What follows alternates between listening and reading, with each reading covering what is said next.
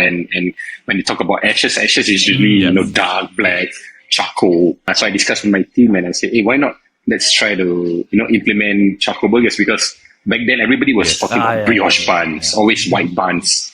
When you talk about charcoal burger, everybody wasn't very, very interested in that. We started to introduce charcoal burgers, and when the first day we launched charcoal burgers, right? Can you imagine the auntie coming to the store saying, boy, why your bun black color, boy?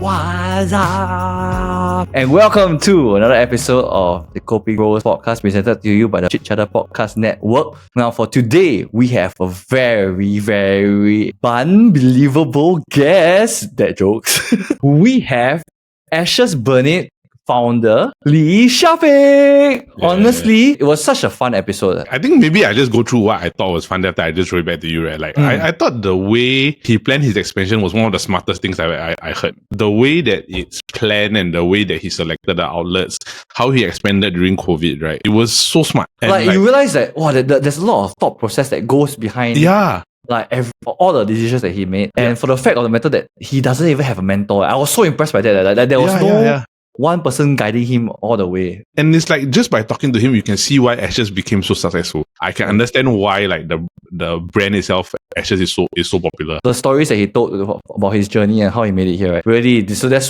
the reason why you have to tune in to this episode and check out Mr. Syafiq.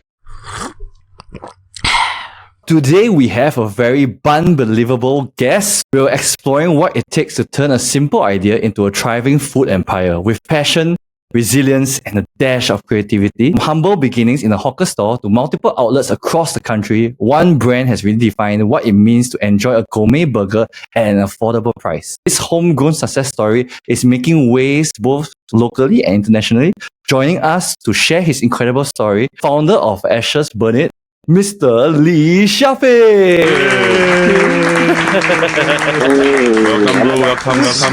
Welcome. Of course. I have to say that we actually recently did a draft on burgers, right? And whenever we talk about like the best burgers in Singapore, right, your Ashes Burnnit is always on the top few lists. Is always mentioned. 100%, bro. I remember very clearly one day my dad just bought this like mushroom burger. Then I was like, okay, what's this? This is new, bro. Ever since that day, right, it's like, okay lah, you're my standard for burger already. Like, I don't need to find anything else already. It's like anything, I'll just compare it. I'll compare it to the mushroam burger. Thank you very much. You know the truffle burger, right? Ever since we launched it, and when I tried to remove that from the menu, backlash from customers.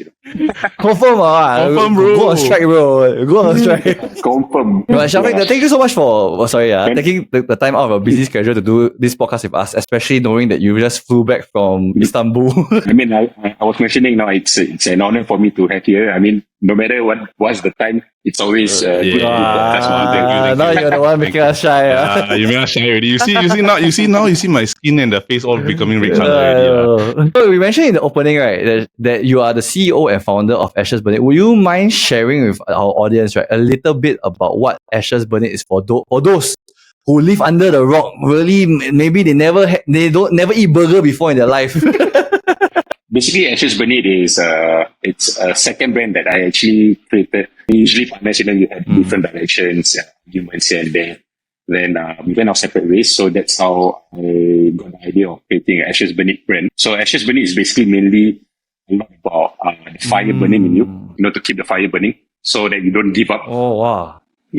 I was already been doing burgers back then. So I had to find an identity for myself, like away from burgers. So that's how the whole charcoal bun came about. And when you talk about Ashes is usually, dark, black, charcoal. So I discussed with my team and I said, hey, why not?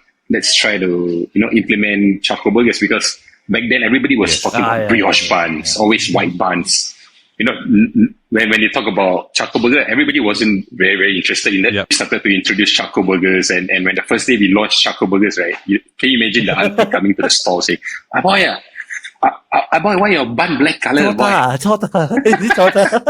I had to do a lot of explanation, but it was an exciting time when we had to build Ashes Burnnit because it was a phase whereby hawkers was also changing. Yeah, we were educating to customers a lot about food. You see hawkers starting to actually change away from boy $10, boy $5. Now everybody have to be like, yes, what you like to have today, Service with a smile. Yeah, service with a smile, because the next thing you'll be on Instagram or social media, right? Yeah. So nowadays, you don't see the rugged of hawkers anymore. Everybody will start to have that service. Yeah. So that's how actually Ashes Burnnit started. When I first had Ashes Burnnit, right, I always thinking, what was it that you all decide on a charcoal bun first, then you decide on the Ashes Burnnit, the name, or you all decide on Ashes Burnnit, then after that decide on charcoal bun? Now I can get the idea there. Because I had to find the identity, you see, because back then when I separated with my previous brand, right, people still associate me with the previous brand. Yeah, I had to find something which, to tell them, hey, I'm no longer with this brand. I'm starting a new brand.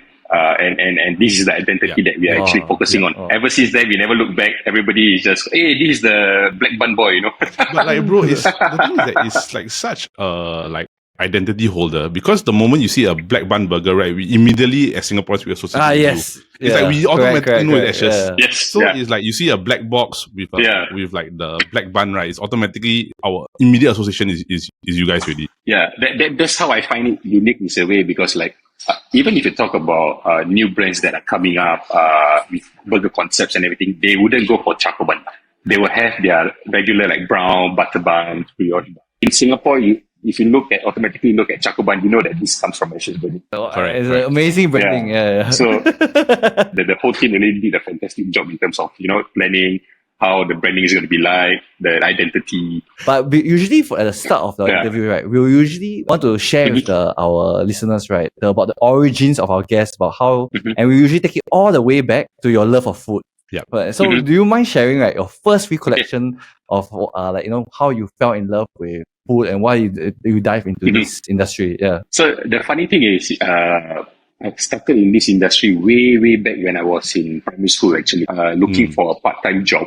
Back then where, we used to buy a lot of toys, especially like your Tamiya, your Pokemon cards, Tamiya cards. So those were the times, right, whereby, we would, spend money to buy on plasma dash engines to fix on your Tamiya. Yeah.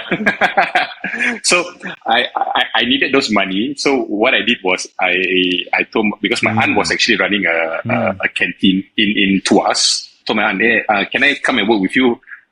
Maybe you just give me like $10 for one day for helping you out and everything so that I can. There on, I started to learn how to cook. So the first dish that I started to cook was actually frying an egg. After like months of helping out, I felt that, hey, I'm actually quite good at practical aspects in terms of cooking, like cutting, frying an egg, and then I quite enjoyed it. So after my secondary school, I actually decided to actually apply for a cooking class. Cooking school, which I actually enrolled in IT. Yeah, so that's where I study more in depth in terms of what cooking is all about, what Western cuisine is all about actually as well. Because when I first joined Western cuisine, I thought, hey, your Western is your regular fish and chips, chicken chip. Yeah, and I went into it. Wow, it's actually more in depth. You learn the Italian cuisine, you learn French cuisine. That's where I thought, hey, well, this is the career that I wanted, man. Then, and at that point, celebrity chef is actually on the rise, especially like, chefs like Gordon Ramsay, Jamie Oliver, Marco Pierre-Weiss. Those are all the chefs that are rising and they are making chef a celebrity. They were the inspiration towards it to be a chef. So back then, I just wanted to be a chef. From a cook, then rise up the ranks. Like a regular work whereby, you go through the corporate ladder. I didn't even imagine to actually start a business. Yeah. So it's really all the way, like there was no point of time that you thought like, okay, maybe I can go chance, maybe I take a different path. It sounded like almost throughout the entire way, right? You were just it's cooking and cooking only. I didn't come from a very good academic background in a way. I was a slow bloomer, I would say. Can you guys guess what's my PSLE score? PSLE score. I mean, to be frank, I don't think it can be as bad as mine. How bad was yours? Okay, you gotta say. Just to let the whole world know, right? My PSLE score was 165. If you say 165 was bad, right? Mine is even worse. My PSLE score was only 98. Oh. Yes. My passing score was only 98, and I only had like 5 schools to choose from. Oh wow. It was normal. It was normal take or nothing already lah. No matter what already lah. Yeah. Yes. So it was normal tech or nothing, and back then I had to find something, like, and I knew that I was actually practically good because I learned faster doing hands-on, and back then parents weren't adjusted to correct. practical aspects. They always have books. If you don't do well, always. Yes. You fail Let me beat the knowledge into you. Yeah. Why you never study hard enough? I study, I just don't understand. So I keep telling my parents that I keep reading, but I don't understand. I don't know why it's not going to my brain. Yeah. Then I found something which I was good at. Then that's where I decided to have that career in terms of being a chef, because to be a chef you don't need qualifications back then. Yeah, you just need experience, the knowledge, and just go through the hours, continue to learn from the best. I think like for me, I want to take it back to like you mentioned that you actually work with your aunt at your aunt's canteen, right? Like what was that like, and how much influence did your aunt have over like you pursuing a career in the food industry? Say she was the kickstarter, or say the fire starter. It ignite the flame in me. She was the one that, taught me discipline. Can you imagine for a primary school kid to wake up at 4 o'clock to go to the market? Oh, market. Yeah. Oh my gosh. 4 a.m. Wow. Yeah. So 4 a.m. I had to wake up to go to the market first, then follow her to the market, get some stuff. Then after that, by 6 o'clock, we will be at Tuas to start cooking for breakfast. So the breakfast will start at 8 o'clock. Then usually we end work like around 3 p.m. So by lunch finish already, because usually like in canteens, you don't open until like dinner. So it's only for lunch, breakfast and lunch. Yeah, so I had to go through that full cycle as a young kid and earning only like $10 a day. So really underpaid. So, but it taught me a lot of things in terms of like discipline, perseverance, and continue to actually. I mean, back then, because I wanted something, so it's like it taught me to like, if you want something, you got to work hard towards it. Yeah, my aunt taught me all those stuff. Yeah. Then subsequently, through the backing of my parents, especially my dad. My dad was the biggest supporter ever since I came into the chef line. Then learning the trade and everything. When I wanted to start my own business, he was the first one to actually say, go for it. But my mom was a bit, hold back, say, like, hey, you already had a full-time job, comfortable living. Why would you want to risk that? As a mom, I understand her concerns, but I told her that, being a young entrepreneur and the current generations, I would say, we don't want to stay stagnant. We always want to keep ourselves like trying something new, keep ourselves on our toes. Yeah. And maybe hit the jackpot in one day, Which you did. Just Burnnit. As you know, like my name is Syafiq, right? So I have a Chinese blood and I have a Malay blood as well. Can you imagine like going to Chinese New Year? Hey, all my cousins are in polytechnics, uni. Then I'm like the only one in IT. Parents will start to compare. Hey, your boys, I mean, last time nowadays I rarely see that anymore. But back then, education was actually the top priority. When I had to go through that phase, right, the whole phase actually taught me to keep banging walls. Yeah, so that grade in me till today, it was all those experience through the experience. Yeah. Prior to even Ashes Burnnit even coming to fruition, right, you had to go through like formal training at ITE. Like you mentioned earlier that you were doing a course chef, like a chef in like cooking and culinary arts, right? So, culinary arts. Like, yep. Would you mind like maybe like how different was it like from your aunt, right, versus actually going into a formal training setting? It's actually two different ballgames, man. Doing it professionally and doing it as like learning from your aunt. It's two different things. And my aunt's store, right? She wouldn't say like, she would just cook automatically the eggs. You don't wash the eggs. Certain things like, let's say example like the chicken, you will wash the whole blood out, dip the whole chicken in water, then before you cook. But back in school, they will teach you like, hey, sometimes washing the chicken is a bad idea because there's bacterial growth in it. Yeah, so it's like, then suddenly what I learned from my aunt, right, and what I got it from the school and going to the professional industry, like, two different ball games, man. The long hours, being in uniform, the hygiene. We had to go through hygiene course as well. Back then, I didn't have my hygiene set. Just go through. Old school style. The one major factor is, do you know that in professional culinary, you have different colors for the chopping boards? Yeah, so like white for the cooked food, blue for seafood, red for meat, right? But Everything. That's One right, board. everything the chopping same. board. One board. It's usually brown or white. Yeah. Oh. So that's where we actually learn a lot of things. So that's why I would say that gap, right, that I had was actually quite good as well, because the first stage was, so-called like an introduction. Then when I went to school and everything is to actually enhance my career, get more skills, knowledge, learn different cuts, different French cuts, like your Brunoise, Julian. The culinary course actually show you how to run a kitchen. Like we had a few curriculums, like, the subjects that we had to actually run a restaurant with your classmates, plan out a menu, doing food costing. So I during my, I would say 5 years in IT, because I went through my NITEC phase first before I actually enhanced it into my diploma. Same thing in IT as well. They taught me a lot of things, because it actually sets the platform. I would say 70% it's practical hands-on, 30% theory. What they teach you, you will put it into hands-on, into real-life scenarios. Running a business, I had to also ask, questions from other business owners on how to actually operate the business and everything. The platform and everything was from the school itself. Okay. Like the reason why I asked this, right, was because at the early point of your career, you actually worked in a Michelin star restaurant called Terra Tokyo Italian. Did I get it correct? That was the restaurant name, right?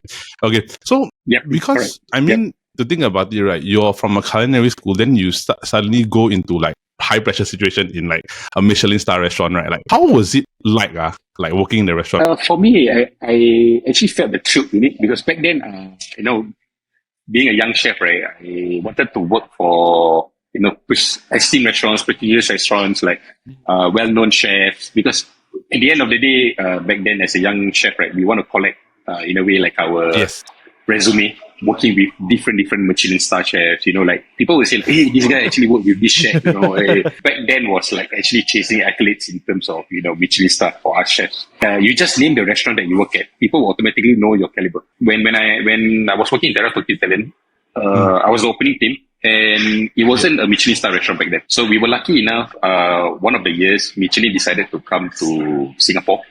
So we were the first few restaurants to actually got the Michelin star. So can you imagine working in a Michelin star restaurant in Singapore, and it's only like how many restaurants in Singapore you got Michelin star back then? Yeah, so it's like less than 15, I'd say. So can you imagine you are the top 15 restaurants in Singapore? Everybody would know about it. Yeah. And especially when I was in Terra Tokyo Italian, my chef was actually a Japanese. Yes. So can you imagine he's a Japanese, but he speaks fluent Italian. He studies in Italian for 4 years, worked for a restaurant in Italy for 4 years, and came to Singapore to actually start fusion Japanese-Italian food. I wanted to actually handle Japanese product back then before I actually joined Terra. So it's like, hey, this is a good platform for me. I wanted to, get to know more Japanese produce. So to handle that product and at the same time do Italian fresh pastas, fresh things, wow. So I thought, hey, let's go, man. I would say back then it's more to like accolades, working for esteemed chefs and your own career achievements.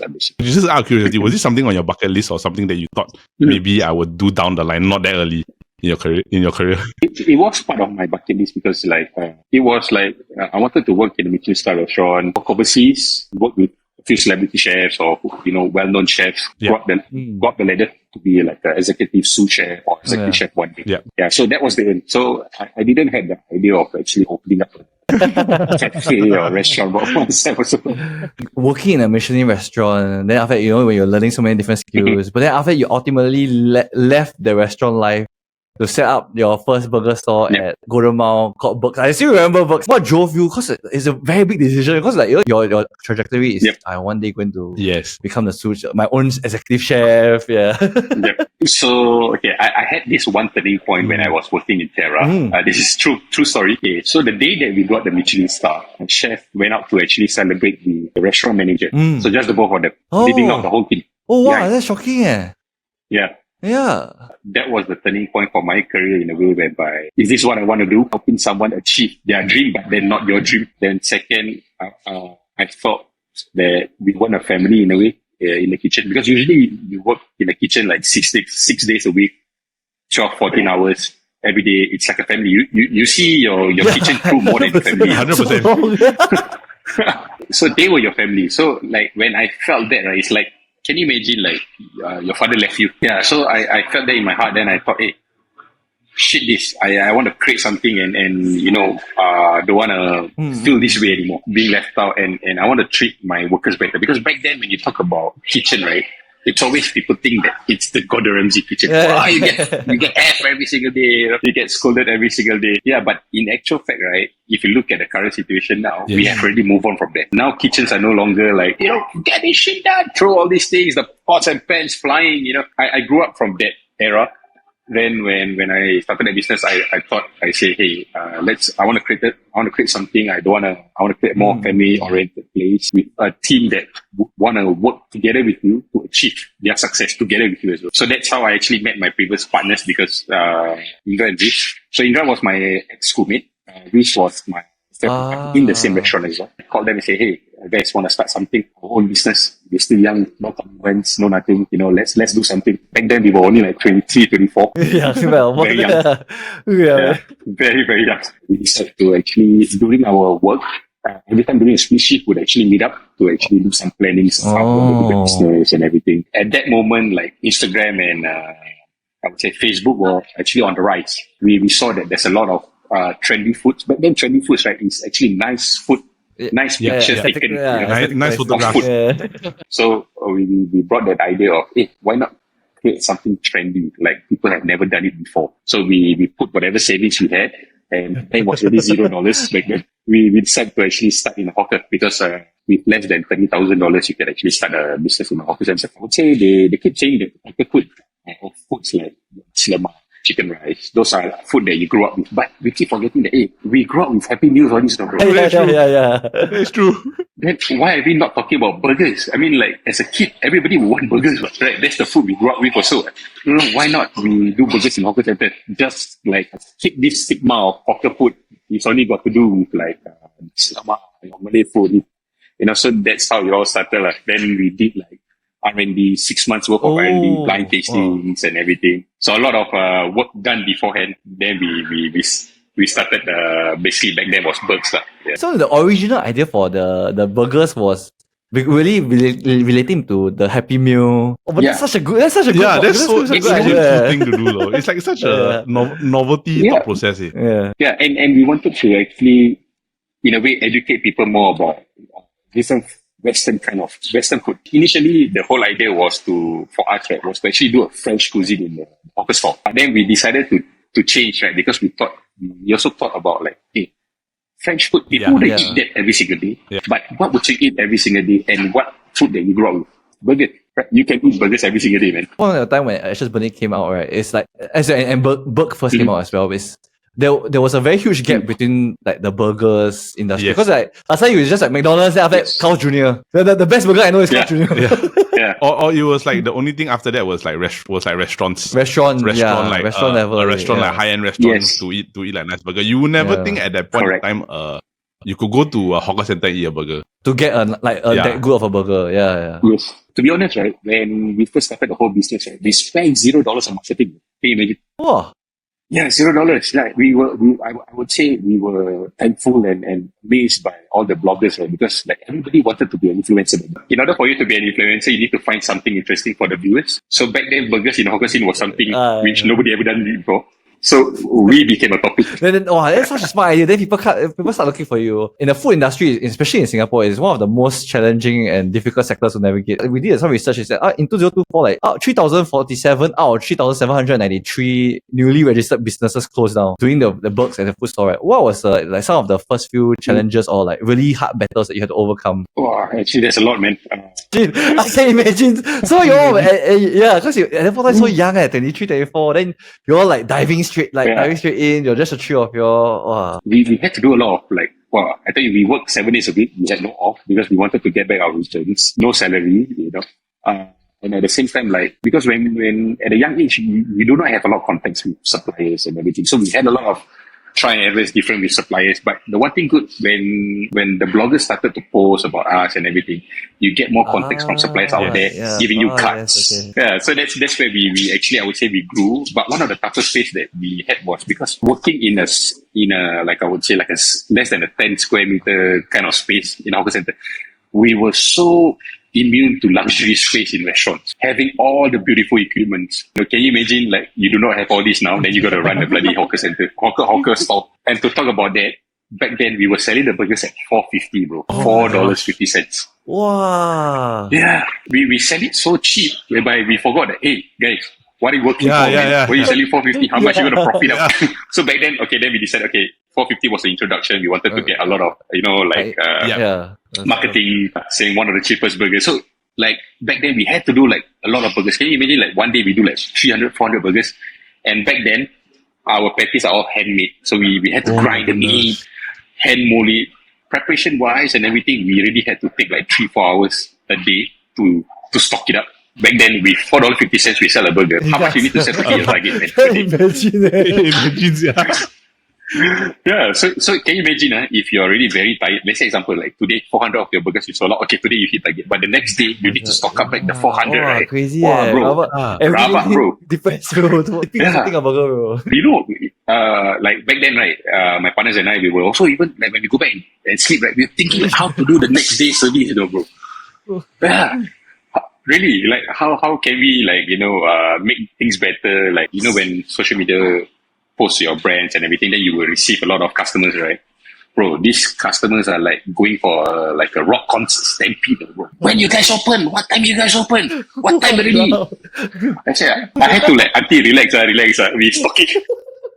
No, so it's like back then I was so surprised that with this kind of social media postings and everything, like even for just a single burger, people were actually flooding. So I was so amazed in terms of how Singaporeans actually support each other actually. Yeah. So that was actually another eye opener for me in terms of facing this kind of customer head on.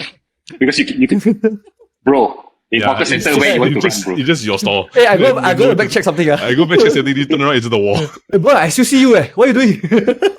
Yeah, so at the end of the day, you still have to face the customer. You still have to tell them, auntie, just give me another 10 minutes. We are stocking up. It was good experience because apart from that, also we received actually, to be honest, when we first came into the hawker centers, it wasn't a lot of help by our neighbors as well. The older generation just like say, boy, your brain cannot work. You sell burgers in hawker center, cannot work one. Nobody want to eat. But after that, along the way, it slowly changed. Like when we proved them wrong, right? Then they started to become friends. Then when we started to do a lot of social media posts and everything, they started to ask us boy, how you do social media? Then that's where we create and we became good neighbors. You see? Like maybe at first I thought maybe they wanted to just give us some hard love, but okay, we understand, but I would say good old times, and especially going through COVID, all this, and that's where social media was the platform for everyone. A lot of auntie and uncles started to become close to us because we actually had to help them in terms of to market their brands, help them be on the online delivery platforms. I'd say that things started to change. Older hawkers are starting to open up to younger hawkers, more ideas as well. How cool was it that one small thing actually just allowed you to just reach out to the entire community because you all were facing the same thing together during the COVID period, man? It's like it's like something that is so unique and it's such a cool experience.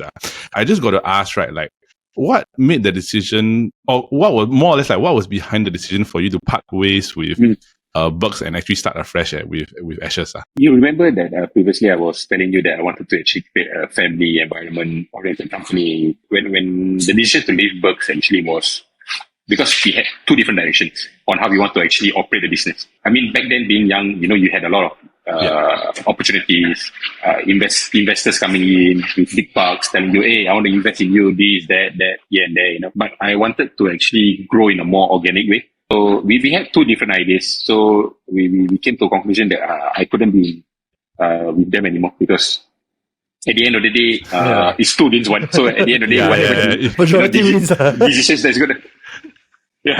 So whatever decisions that's going to be made, it's still going to be against me, right? So I say, hey, guys, I think to be fair, I don't want to stop anybody's progress and everything. Let's go on our separate ways because I felt that the ideas and the direction that I had, I believe in that idea. Actually, to be honest, the fame grew very, very fast because back then people was taking us an example to actually open stalls in hawker. So. And I was the one doing a lot of the marketing for Bugs back then. So to meet the baby, it's actually quite can you imagine? That's crazy. Yeah, and to live with nothing, right? So it's a bit also tough. But I took those determination and ideas that I had, but then telling myself that, hey, if you believe in yourself, you have this idea, just work towards it. Yeah, and continue to prove people that what you have planned is actually the right way. Ashes, right, is totally a brand new reset. Like you're changing the brand, you're leaving the old brand behind, right? Yep. So I think just for the people out there, and maybe we just want to just let them know again, right? Like what exactly does the name Ashes Burnnit actually represent? So after you guys hear all my stories about the struggles that I went through, the failed partnership that I had. So the whole idea of how Ashes came about it is more in terms of character in you, the fire burning in you.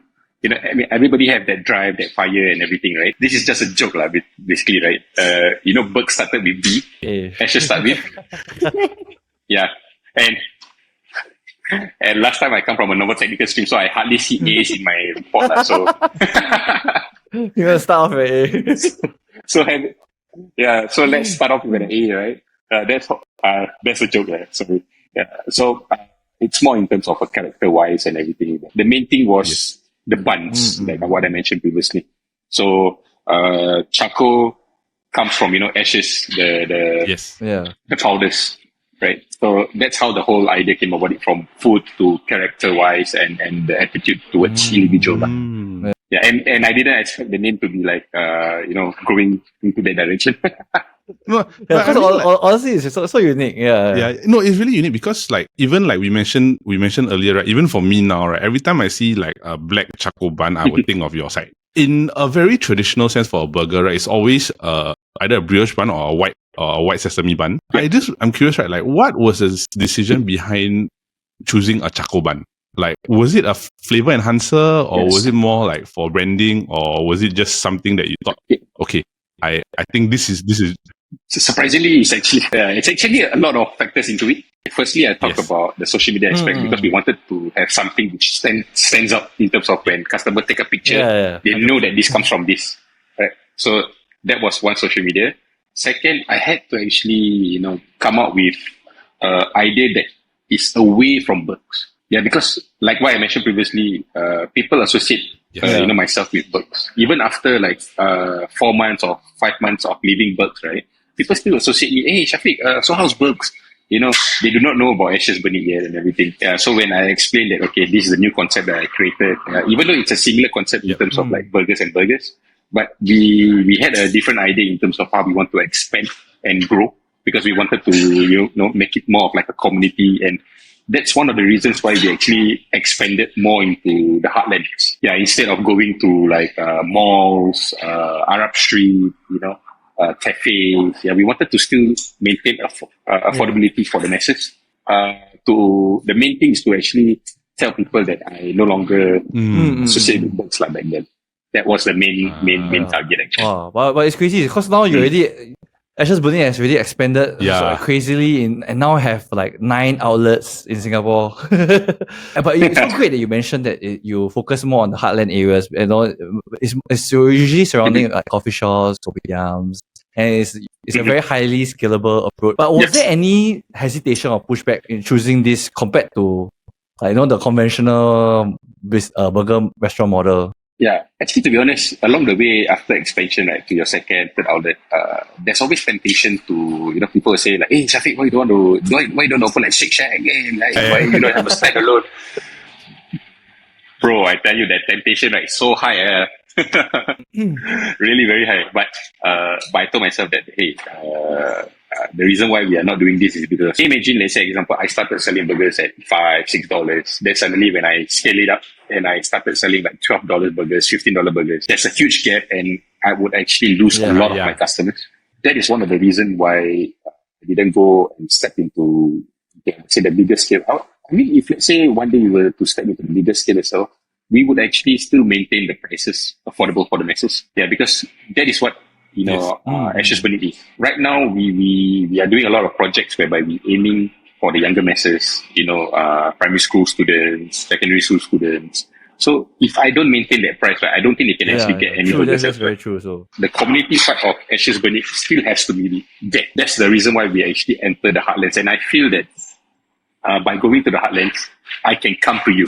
Instead of you come to me, I come to you. Then from there, when we started to expand, that's how I felt that people started to recognize Ashes Burnnit for the affordability, for the taste, for the experience. I mean, of course, I do apologize to the viewers out there if, any of my guys, when they expanded too fast, you might not get the same service or standards, but it's a thing that we are actually working towards, to make sure that everything is standardized. I mean, we are a business, I would say an SME, small medium enterprise business. We started from one hawker stall and we grew organically.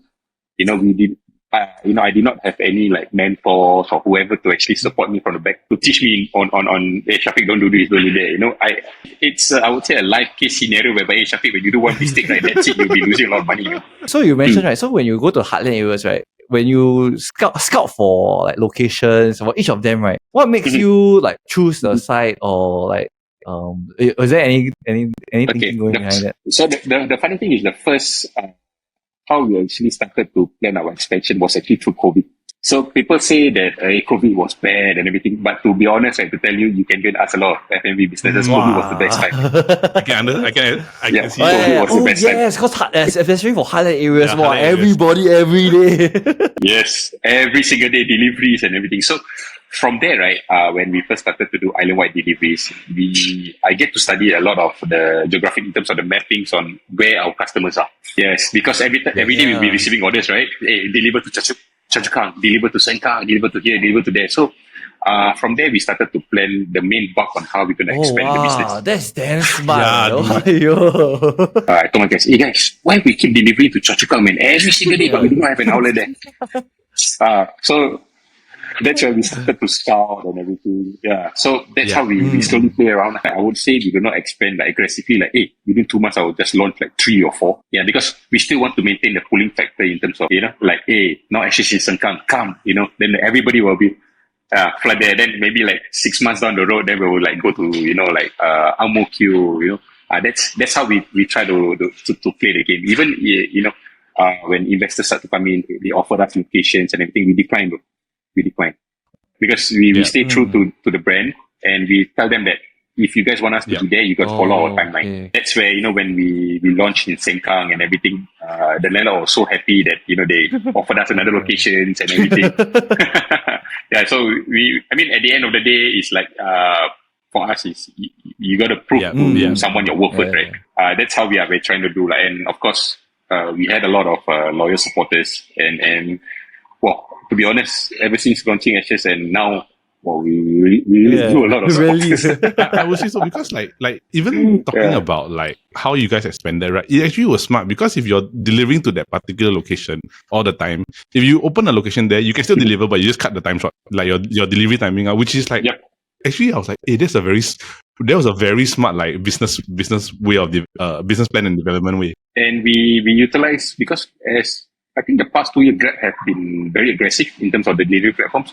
So the past 2 years, we actually decided to actually change our way on how we actually plot the outlets as well. We wouldn't cross the 5 kilometer radius in terms of yeah, so that Grab would only deliver to that store. Let's say from this outlet. Yes, correct. So at least all the stores receive equally good, I would say, amount of sales support as well, and the time to the consumers will be shorter as well. Recently, you guys have actually expanded your menu beyond just burgers only. Even going towards more fusion and experiment, just also those from Ashes X, right? So I just wanted to ask, right, could you maybe share the differences to our audience, right? What's the differences between Ashes X and the traditional Ashes Burnnit? Yes. So traditional Ashes Burnnit, we will usually have just the regular burgers. When we started to grow, right, I started to add. We grew the menu where we added mac and cheese. Then we started to add regular staples like your chicken chop. It started to do well actually, apart from just burgers. So because back then I was also thinking hey, how can I continue to get return customers? Instead of just burgers, maybe widen up the menu a bit and give them more options. So that's how, Ashes Burnnit started to have burgers and mac and cheese as the main staple for, Ashes Burnnit. But for Ashes X, we decided to actually launch a wider burger option. So instead of having just like 6 minimum burgers that you have in Ashes Burnnit, we have 9 burgers in Ashes X. Yeah, then we added in like pastas, like a tom yum pasta, truffle cream pastas. So usually we'll have like a bit of a signature in terms of Ashes X that you do not get in Ashes Burnnit. And the one main fooling factor that we have in Ashes X is the drinks. Yes, so you have a full meal in Ashes X. Yeah, in Ashes Burnnit, I mean, sadly to say that we couldn't be serving any drink because of the regulations. Thankfully for all the Ashes X outlets, we actually worked closely with the landlord. He gave us the green light to actually sell drinks.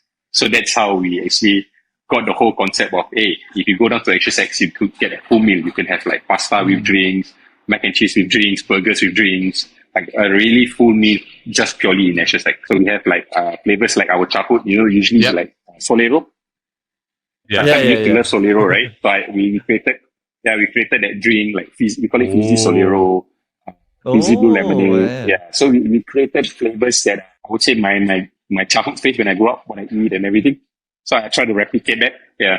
Like you mentioned that your burger menu expands from Ashes X like to 9 burgers rather than the usual 6, right? Like, how do you actually build the menu to expand? How do you guys decide what you guys want for, let's say, your site, new sites, or like or like how to revamp the burgers, or like the dishes last? So what's your decision process? Okay, so firstly, one of the main decision process that how we do is actually firstly the waiting time and the operational flow in the kitchen itself. Because as you all know that Ashes, we actually cook to order. So when you order, then we cook it. So we do not pre-cook things and everything. So it's cooked to order. So from there, right, we want to see like how can I cut down those time, the waiting time.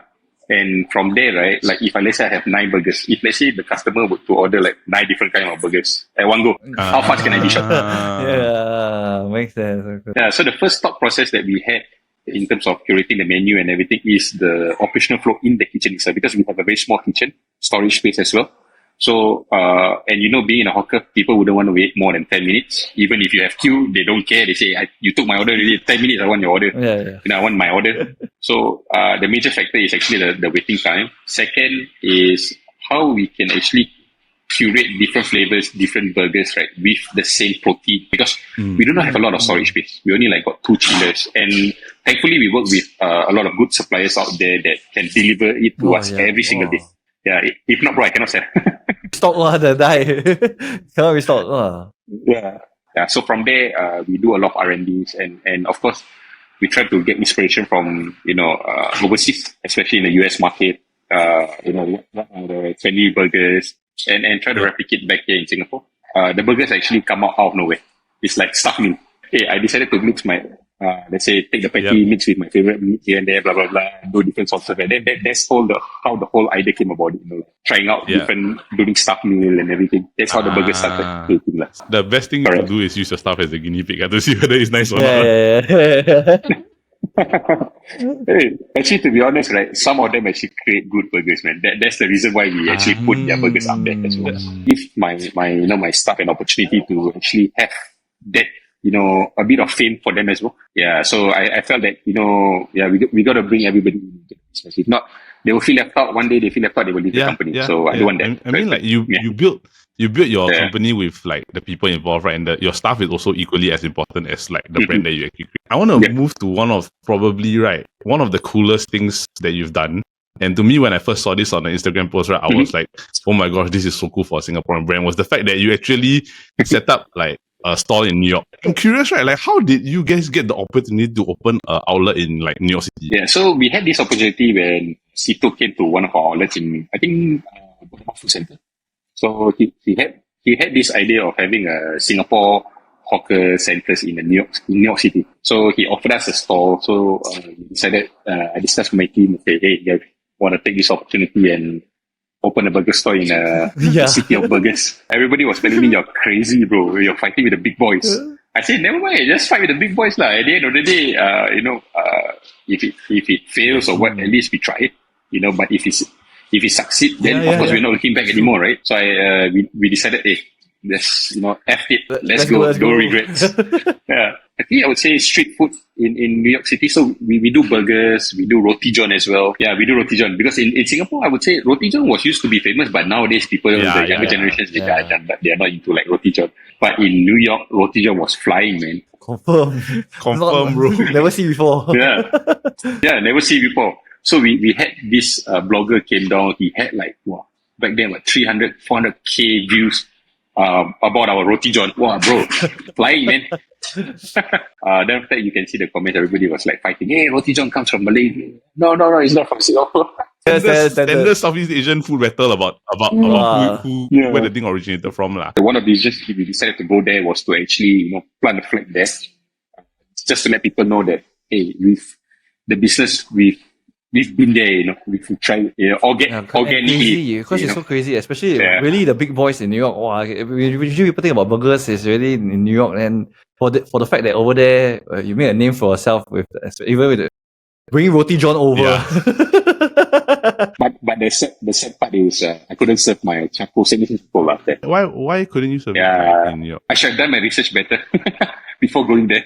The FDA there actually banned activated charcoal. Oh. So the funny thing is, in US, right, the activated charcoal is only banned in New York, but in other states, right, it's okay. Yeah. So I was like, what the hell, man? Oh yeah, because every state has their own. So just to clarify, right? If you were in New Jersey, which is next to New York, you would have been fine. Yeah.